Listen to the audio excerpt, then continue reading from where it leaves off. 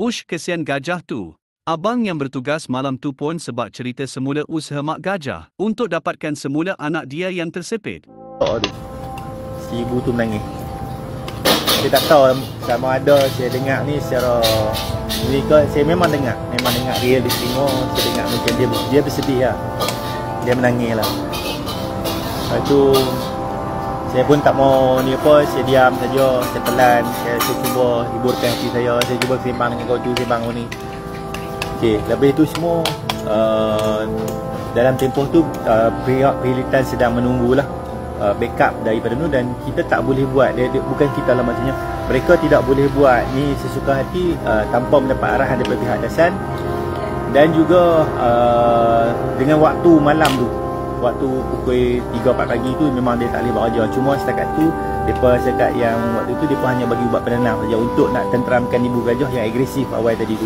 Memang yang kerosakan di depan lori tu semua adalah memang si ibu gajah tu cuba tolak lori tu, bukan saya tolak nak bagi anak dia keluar. Cuba bayangkan tengok dalam keadaan kalau kita melihat keluarga kita terkapit dalam kereta accident, itulah situasi dia tu.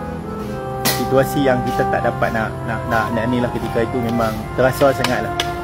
Dia tolak sambil memang dia ada bunyi lah. Masa dia tolak tu saya tak ada lagi, tapi masa yang saya dengar dia tangis tu memang saya ada lah.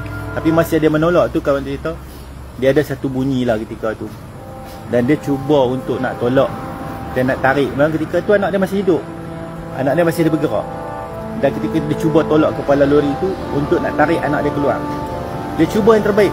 Seorang ibu ni cuba yang terbaik untuk nak tarik anak dia keluar.